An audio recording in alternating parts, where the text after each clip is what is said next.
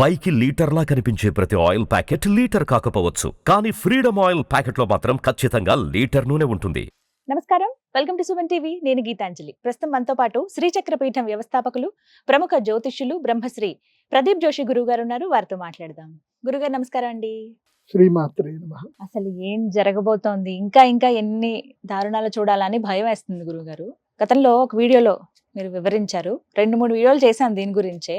నాకు అప్పుడే అడగాలనిపించింది, మీరు ఏవైతే చెప్పున్నారో చాలా ఉపద్రవాలు రాబోతున్నాయి, వాటిని తట్టుకునే శక్తి మనకి దేవుడు ఇవ్వాలంతే అని చెప్పి ఎన్నెన్ని చూస్తున్నాం. అసలు చూస్తుండగానే బిల్డింగ్లు ఎలా కుప్పకూలిపోతున్నాయి.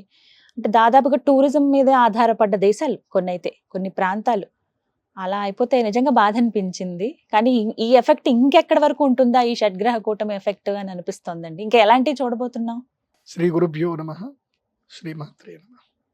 నాకు ఇప్పటికీ బాగా గుర్తుంది, ఆ రోజు మీ కళ్ళలో ఫియర్ కూడా, భయం కాబోతుందండి, షష్టగ్రహ కూటమి వస్తుంది, ఎలా షడ్గ్రహ ఉంటుంది కూటమి ఎలా ఉండబోతుంది, భయం వేస్తుందని మీరు అన్నారు. ఆ రోజు కింద నేను కామెంట్ చదివా, చాలా మంది మీరు కావాలని భయపడుతున్నారు, అనవసరంగా అన్నారు భయపడుతున్నారు, గురుగారు. మీరు లేనిపోని అన్ని కల్లబులు సృష్టిస్తున్నారు అన్నారు. ఏం జరిగింది? 29వ తారీఖు షడ్గ్రహ కూటమి, 28వ తారీఖు భయంకరమైన భూకంపం వచ్చింది. థాయిలాండ్ లో భూకంపం వచ్చింది, మయన్మార్ లో భూకంపం వచ్చింది.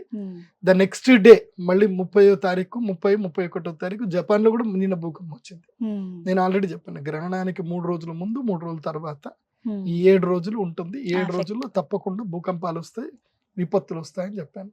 అట్లాగే అమెరికాలో కూడా భూకంపం వచ్చింది.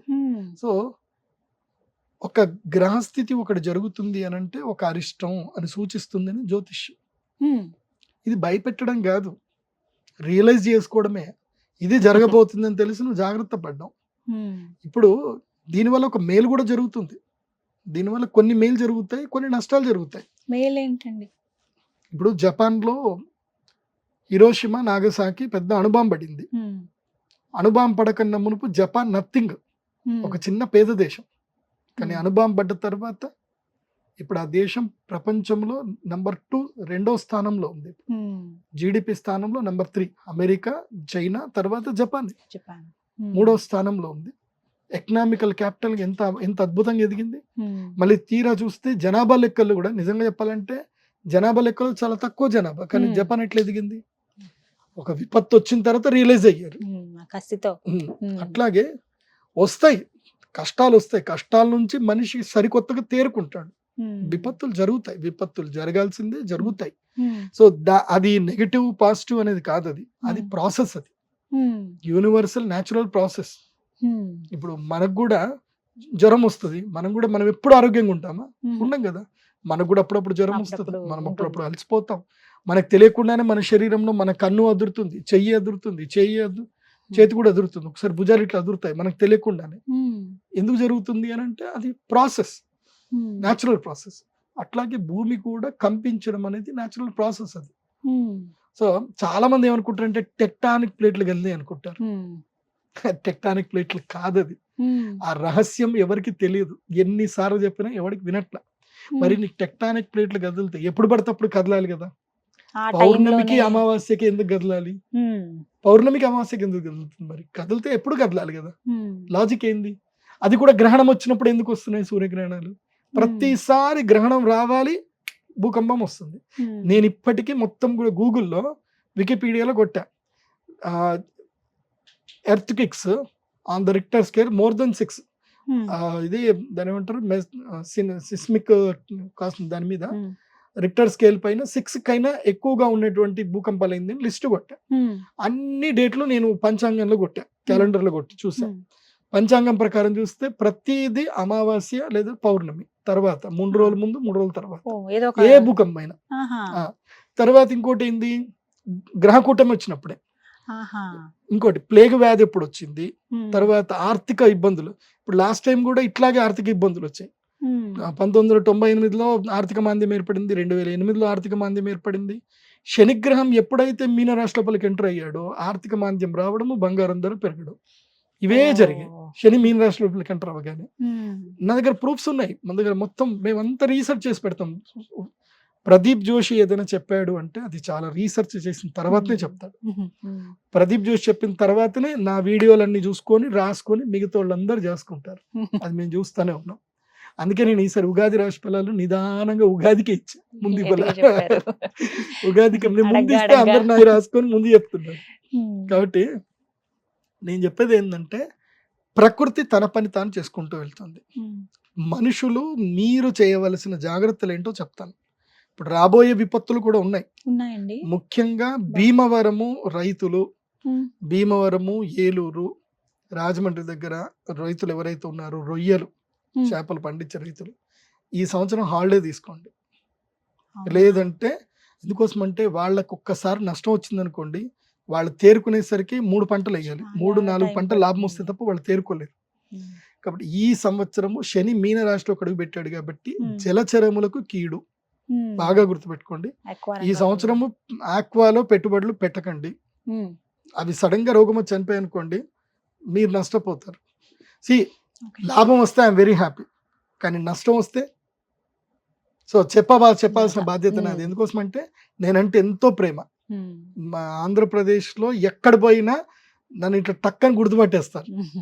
సో అంత ప్రేమ నా మీద మీరు చూపిస్తున్నప్పుడు మీకు చెప్పాల్సిన బాధ్యత నాది. కాబట్టి ఈ సంవత్సరము ఈ జలచరణం మీద కీడొచ్చింది కాబట్టి ఆ వ్యాపారాలు కొంచెం తగ్గించుకోండి.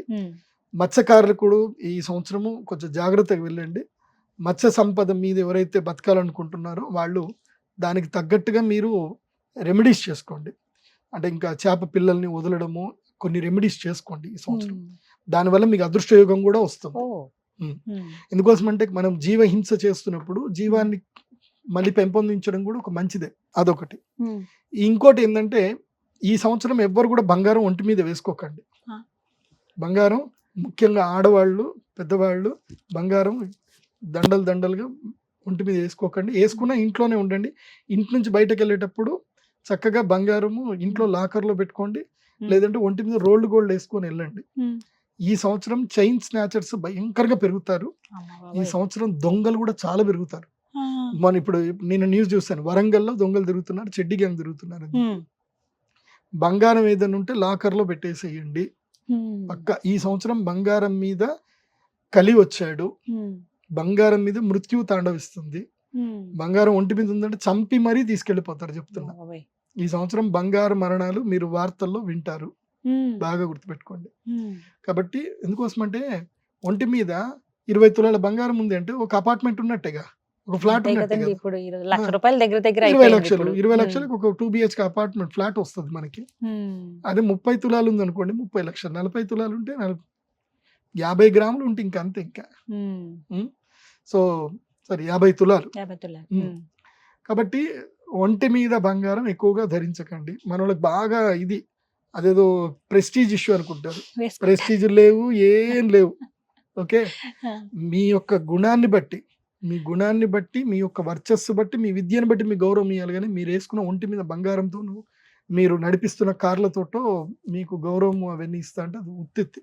నాకు మొన్న ఎవరో అన్నారు, పలానా ఆయన పోర్షే కార్ నడిపిస్తున్నాడు, ఆయన ఆస్ట్రాలజరు, మీరు కూడా ఒక పోర్షే కార్ కొనుక్కోండి. నేను ఆ పోర్షే కార్ మెయింటైన్ చేయడానికి కొన్ని అబద్ధాలు చెప్పాల్సి వస్తుంది. నా జీవితంలో నేను అబద్ధం చెప్పను. నాకున్న నా కార్జాలు దాని మెయింటెనెన్స్ చేసుకోవడానికి నేను వేలు ఖర్చు పెట్టాలి. అవి ఎందుకు నాకు జనాలు చూపించుకోవడానికి. ప్రదీప్ జోషి అంటే విద్య, నా విద్యను చూసి రావాలి. నా కార్లు, నా మెయింటెనెన్స్లు, నేను ఒక ఇదేదో ఫామ్ హౌస్ చూపించుకొని అది వస్తే దానికి నా గొప్పతనం ఏముంది? నా అమ్మవారి గుడి చూసిరండి నా దగ్గరికి. నేను కట్టిన గుడి చూడండి, నేను చేస్తున్న విద్య చూడండి, నా మంత్రబలం చూడండి, రండి. సో మీరు కూడా అంతే, మీ శక్తి, మీ మంత్రం, మీ మంచితనం అట్లా మిమ్మల్ని మీ గౌరవం ఇవ్వాలి. కానీ మీ ఒంటి మీద బంగారము, మీ ఇంటికి వేసుకునే డిజైన్లో దీంతో రాకూడదు. అండ్ నేను అందరికీ చెప్తున్నా ఏంటంటే మళ్ళీ ఒకసారి కాకి సినిమా చూడండి. కార్తీ సినిమా, కాకి సినిమా ఉంది కదా, మళ్ళీ 2 సార్లు చూడండి. ఈ సంవత్సరం అది వస్తుంది. ఈ సంవత్సరం ఉంది. ఎందుకోసం అంటే మనకి ఉగాది ఫలాల్లోనే చెప్పారు, బాగుంది. అది కాకుండా ఈ సంవత్సరము స్టాక్ మార్కెట్లో ఇప్పుడు మే 15 వరకు స్టాక్ మార్కెట్ దారుణంగా ఉంటుంది. కానీ మే 15 తర్వాత ఒక్కసారి అందరు కోటీశ్వర్లు అయిపోతారు. పెట్టుబడి పెట్టచ్చండి. మెయిన్గా HNI బ్లూ చిప్ కంపెనీస్ ఉంటాయి, టాప్ 100 బ్లూ చిప్ కంపెనీస్ ఉంటాయి. అందులోపల అంటే ఇది టిప్ అనుకోండి, బట్ నా అడ్వైస్ మాత్రం 100% కాదు. మీరు మీ యొక్క విచక్షణ వాడుకొని తీసుకోండి. హెచ్డిఎఫ్సి బ్యాంకు స్టాక్ చాలా లోగా పడుతుంది, ఐసిఐసిఐ బ్యాంకు స్టాక్ లో పడుతుంది. అట్లాగే ఇంకొన్ని మంచి బ్యాంక్స్ ఉన్నాయి. బ్యాంకింగ్ స్టాక్స్ ఎప్పటికైనా నిలుస్తాయి, పడిపోవు. పేటిఎం అప్పుడు అందరు పోయింది అనుకున్నారు. పేటిఎం దారుణంగా పడిపోయింది, కానీ ఇప్పుడు మళ్ళీ లేచింది. అప్పుడు ఎవడైనా సరే పేటిఎంలో ₹1,00,00,000 పెట్టుంటే ఇవాళ 10 కోట్లు వాళ్ళకి. సో ఇలాంటి స్టాక్స్ ఉంటాయి. ఇప్పుడు పడిపోవడం మంచే. సో ఇప్పుడు ఎంట్రీ అవ్వాల్సిన టైం మే 15 లోపల, మే 1వ తారీఖు నుంచి 15 తారీఖు లోపల స్టాక్స్ మంచిగా చూసుకొని ఏవైతే 52 వీక్స్ లోబడ్డ స్టాక్స్ లోపలికి వాటి కంపెనీకి సంబంధించిన అసెట్స్, క్రెడిట్స్ అన్ని కూడా చూసుకొని ఎంట్రీ అవ్వండి. ఈ సంవత్సరం మీరు 1 కోటి పెట్టారు అనుకోండి, మీ ఐటీఆర్ని కరెక్ట్ ఉండి మీరు 1 కోటి పెడితే 10 కోట్లు సంపాదించుకుంటారు. 10 times పెరుగుతాయి. మే 15 తర్వాత వస్తాయి లాభాలు అయితే వస్తాయి. కాకపోతే అకార్డింగ్ టు మీ యొక్క విచక్షణను బట్టి మీ యొక్క ఫైనాన్షియల్ ప్లాన్, ఫైనాన్షియల్ అడ్వైజర్ తీసుకొని వెళ్ళండి. కానీ మాత్రం మళ్ళీ స్టాక్ అయితే భయంకరంగా లేస్తుంది. అండ్ వన్ మోర్, ఇంకోటి కూడా, భాగ్యనగరము, విజయవాడ ప్రాంతంలో, విశాఖపట్నంలో ప్రాంతం నుండి భూమి కొనుగోలు చేసిన ఆశావహులకు చెప్తున్నాను, బెంగళూరు వాళ్ళకి కూడా, భారతదేశంకి రాబోయే కాలంలో భారతదేశం ఇంకొక 6 months తర్వాత మేక్ ఇన్ ఇండియా స్టార్ట్ అవ్వబోతుంది. భారతదేశంలో భయంకరమైన పెట్టుబడులు వస్తాయి. ఇంకా రైతులు ఈ 6 నెలల పాటు భూములు అమ్ముకోకండి, నా మాట వినండి. అమ్మొద్దు. విశాఖపట్నం, విజయవాడ, అదేవిధంగా గుంటూరు, తర్వాత బెంగళూరు, అనంతపురం నుంచి కియా వైపుగా ఉన్నటువంటి రైతులు భూములు అమ్మకండి. ఓకే, బాగా గుర్తుపెట్టుకోండి. ఇంకా చెన్నై కూడా చెప్తున్నా, చెన్నై పరిసర ఏదైనా సరే మెట్రోపాలిటన్ సిటీకి ఒక 100 కిలోమీటర్ రేడియస్లో ఉండేవాళ్ళు ఎవరు కూడా భూములు అమ్మకండి. ఒక మంచి రేట్ వస్తే అమ్ముకోండి. కాకపోతే ఏం జరిగిపోతుందంటే ఇప్పుడు రాబోయే కాలంలో భారతదేశం లోపలికి పెట్టుబడులు పెద్దగా రాబోతున్నాయి. నేను ఆల్రెడీ మీకు ఆ విషయం చెప్పాను, మనం డిస్కస్ చేసినప్పుడు. ట్రంప్ తీసుకునే నిర్ణయాలతో చైనాకి భారతదేశానికి ఒక సత్సంబంధం ఏర్పడుతుంది. అసలు చైనాకి భారతదేశానికి భయంకరమైన వైరం, కానీ ఆ వైరం పోతుంది చూడండి, పోతుంది. కాకపోతే చైనా నుంచి కంపెనీలని భారతదేశంకి వస్తాయి. ట్రంప్ ఏం చేశాడు, మోదీ గారు ఒక పాచికేస్తారని చెప్పాను కదా, ఇప్పుడు ఏం చేశాడు ట్రంప్, ఏవైతే ఇంపోర్ట్ డ్యూటీస్ ఏవైతే చేశారు, అంటే వీళ్ళు చైనా నుంచి ఎవరైనా అమెరికాకి ఏదైనా పంపించారనుకుంటే 36% వేశారు, ఏది ట్యాక్స్. అదే భారతదేశం నుంచి మనము ఎక్స్పోర్ట్ చేసామనుకోండి 26% వేశాడు. సో డిఫరెన్సియేషన్ కనిపిస్తుంది కదా, ఆల్మోస్ట్ 9% డిఫరెన్స్ కనిపిస్తుంది. సో ఈ డిఫరెన్సియేషన్ వస్తుంది కాబట్టి ఏం చేస్తారు అంటే, ఇప్పుడు యాపిల్ కంపెనీ కానీ వేరే ఏ కంపెనీస్ అయినా ఇంకా చైనా నుంచి భారతదేశంకి వస్తుంది, భారతదేశంలో పెట్టుబడులు పెడతారు, పెట్టుబడి పెట్టి ముందుకెళ్తారు. ఈ పెట్టుబడులు పెట్టడంలో మెయిన్గా భాగ్యనగరం, తర్వాత బెంగళూరు, ఇవి 2 టాప్లోకి వెళ్తాయి, బాగా గుర్తుపెట్టుకోండి. సో నేను చెప్పేది బాగేపల్లి, బాగా ಗುರ್ತುపెట్టుకోండి, ಬಾಗೇಪಲ್ಲಿ, ದೇವನಹಳ್ಳಿ, ನಿಮ್ಗೆಲ್ಲ ಹೇಳ್ತಾ ಇದ್ದೀನಿ ರೈತರೇ, ನೀವು ಯಾರು ನಿಮ್ಮ ಭೂಮಿಯನ್ನು ಮಾರಬೇಡಿ. సో ఎవరు కూడా రైతులు భూమిని అమ్మకండి.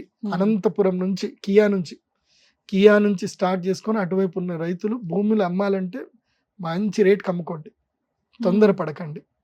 ఇప్పుడు ఇండస్ట్రీస్ భయంకరంగా రాబోతున్నాయి, వస్తున్నాయి కూడా, వస్తాయి. ఇటు భాగ్యనగరంలో గనక చూస్తే గనక మీరు ఓఆర్ఆర్కి 20 కిలోమీటర్స్ రేడియస్లో, 30 కిలోమీటర్స్ రేడియస్లో ఎక్కడైనా భూములుండే కొనుక్కోండి. ఇంకా ఇప్పుడు మార్కెట్ కొనుక్కునే టైం, ఈ 6 నెలలే కొనుక్కోండి. ఈ 6 నెలల తర్వాత ఇంకా కొందామన్నా దొరకవు, రేట్లు పెరిగిపోతాయి. ఇంకా ఎందుకోసం అంటే ఈ 6 months తర్వాత అనౌన్స్మెంట్స్ ఎక్కువ వచ్చేస్తాయి. ఇంకా మేము వస్తున్నాం స్టార్ట్ చేస్తాం. సో భాగ్యనగరంలో ఉండే ఇన్వెస్టర్స్కి చెప్తున్నాను, పెట్టుబడులు పెట్టాలనుకునే వాళ్ళకి భూములు కొనుక్కోండి. ఇంకా మంచి టైం ఇప్పుడు, ఇది కొనుక్కునే టైము. కాకపోతే 3 ఏళ్ల వరకు ఓపిక పడతానంటేనే కొనుక్కోండి. ఎందుకోసం అంటే 3 ఏళ్ల తర్వాత మాత్రమే ఇక్కడ డెవలప్మెంట్ స్టార్ట్ అవుతుంది. 3 ఏళ్ల వరకు మాత్రం మీరు పెట్టిన డబ్బులు అట్లాగే ఉంటాయి. మీరు ఇప్పుడు 20,000 గజం కొన్నారు అంటే 3 ఏళ్ల వరకు 20,000 గజమే ఉంటుంది. మీరు పెంచుకొని అమ్ముకుంటే అంటే మాత్రం పెరగదు 3 ఏళ్ల వరకు. 3 ఏళ్ల తర్వాత పెరుగుతుందండి. అది సో ఇలా ఉన్నాయి, ఇది కొంత మంచి నష్టాలు ఉన్నాయి, లాభాలు ఉన్నాయి.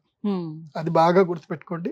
ఈ సంవత్సరం రైతులకి ఒక టిప్ ఇస్తున్నా, బాగా గుర్తుపెట్టుకోండి, ఈ టిప్ని ఎవరు మర్చిపోవద్దు. తీగ పంటలు ఎక్కువగా వేయండి, బాగా కూరగాయల ద్వారా డబ్బులు ఎక్కువ సంపాదించుకుంటారు. అందులోపల టొమాటాకి రేట్ ఎప్పుడు వస్తుంది అని అంటే జూలై 1st వీక్ నుంచి ఆగస్టు 2nd వీక్ వరకు టమాటా ధర 100 రూపాయల కిలో పైన పోతుంది.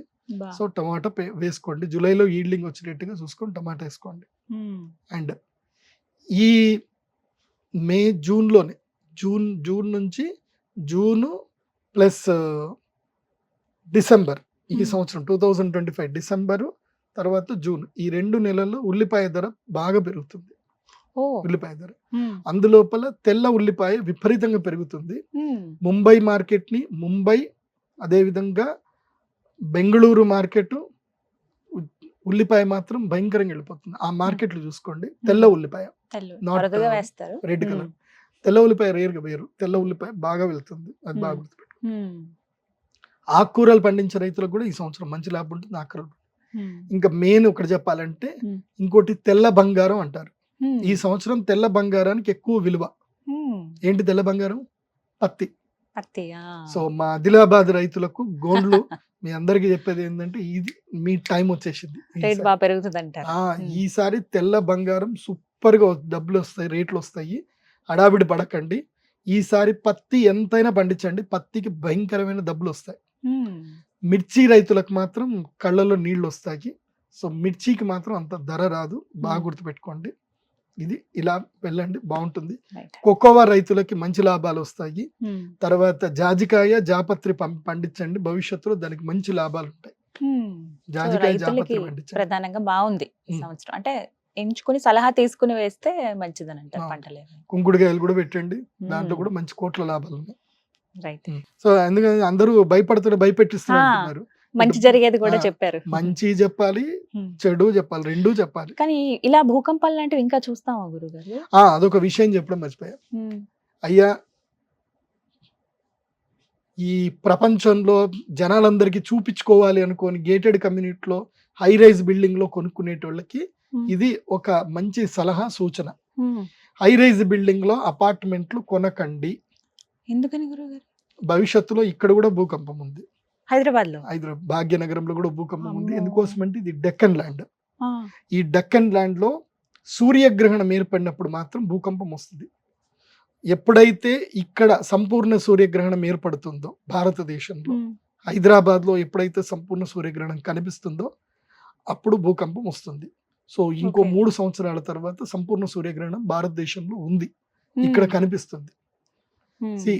మనకు అప్పుడు 1998 ఆ టైంలో సంపూర్ణ సూర్యగ్రహణం ఏర్పడినప్పుడు భాగ్యనగరంలో భూకంపం వచ్చింది, కొంచెం కంపించింది. ఉమ్. ఇది 2.5 ఉమ్. రిక్టర్ స్కేల్ మీద అయితే అప్పట్లో వచ్చింది. ఉమ్.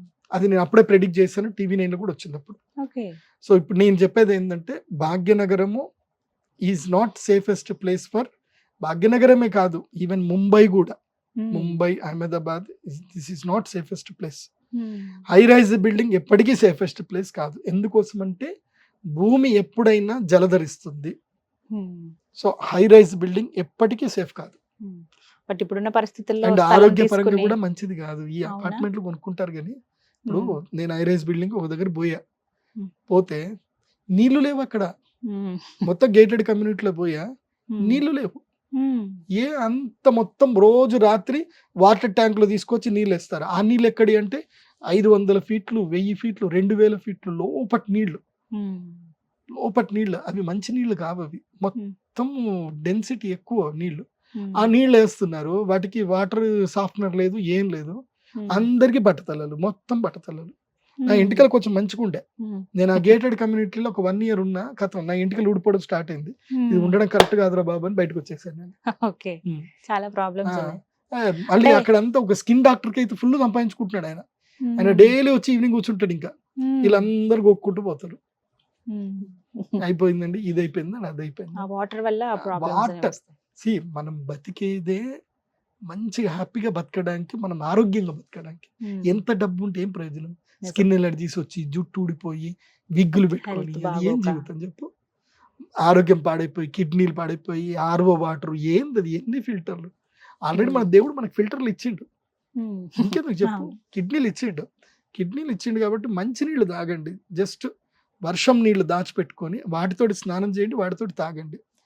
నేను చెప్పేది ఏంటంటే, నువ్వు ఎంత కోటీశ్వరుడివి కా, నీ ఆరోగ్యం బాగా లేనప్పుడు నువ్వు వేస్ట్. నీ కుటుంబం యొక్క, నీ పిల్లల ఆరోగ్యం నువ్వు కాపాడలేనప్పుడు నీ డబ్బంతా వేస్ట్. కాబట్టి I prefer to be independent house. వెళ్ళండి, దూరంగా పోయి స్థలాలు కొనుక్కోండి, ఏం పర్లేదు, ఇండిపెండెంట్ హౌస్ కట్టుకోండి, కింద వాటర్ స్టోరేజ్ పెట్టుకోండి, రెయిన్ వాటర్ మొత్తం దాచిపెట్టుకోండి, వాటితోటి మంచిగా స్నానం చేసుకోండి. ఎవడి మీద డిపెండ్ అవసరం లేదు. చక్కగా సెప్టిక్ ట్యాంక్ పెట్టేసావా, వాడు వస్తాడు సెప్టిక్ ట్యాంక్ తీసుకెళ్ళిపోతాడు.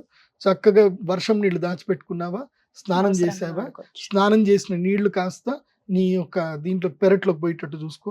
అంటే మామూలు నీళ్లు పెరట్లోకి పోయేటట్టు చూసుకో. ఏవైతే మురికి నీళ్ళు, ఏవైతే వాసన వచ్చే నీళ్ళు ఏవైతే ఉన్నాయో సెప్టిక్ ట్యాంక్ లో పంపించేసి, ఇంట్లో ఒక వాటర్ ట్రీట్మెంట్ ఎంత 1,00,000 కడుతూ వాటర్ ట్రీట్మెంట్ ఇంట్లో కూడా వచ్చేస్తుంది. ఈ మధ్య అది కూడా ఇస్తున్నారు చాలా మంది. ఒక మంచి ఒక 3 అంతస్తుల బిల్డింగ్ 5 కోట్లు పెట్టి విల్లా కొనుక్కుంటున్నారు. ఏమవుతుంది 5 కోట్లు పెట్టి విల్లా కొనుక్కుంటే? కానీ మీరు వాటర్ స్టోరేజ్ చేసుకోవాలి కదా. నీళ్లు, శరీరములో రక్తము, ప్లాస్మా ఎంత ముఖ్యమో మన ఇంట్లో కూడా నీళ్ళు అంత ముఖ్యం. మంచి నీళ్లు ఉండాలి, వర్షం నీళ్లు మన ఇంట్లో ఉండాలి. అది ఉంటేనే నువ్వు ఐశ్వర్యవంతుడివి, నువ్వు అదృష్టవంతుడివి, నువ్వు ధనవంతుడివి. ఇంట్లో నీళ్లు లేవు, నువ్వు ఐశ్వర్యవంతుడు కాదు, నీకు అనారోగ్యమే. ఆ బోర్ నీళ్ళు ఎంత తాగుతారు, ఏం చేసుకుంటారు? ఆర్వో ఇంకేముంటది, ఆర్వో ఉన్నది కాస్త మొత్తం వెళ్ళిపోతుంది. కాబట్టి మంచి వర్షం నీళ్లు తీసుకొని హ్యాపీగా చిన్న ఫిల్టర్ చేసుకొని తాగుతూ అయిపోతుంది. మన తాతలు ముత్తాతలు ఏ ఆర్వోలు వాడి వాళ్ళు 100 ఏళ్ళు బతకలేదు. సో అప్పుడు బావి నీళ్ళు మంచిగా పైదాకా వస్తుంటే చక్కగా, నేను చిన్నప్పుడు తాగినవన్నీ బావి నీళ్ళే. బెంగళూరులో మా విద్యాపీఠంలో మేము బావి నీళ్ళే తాగాం.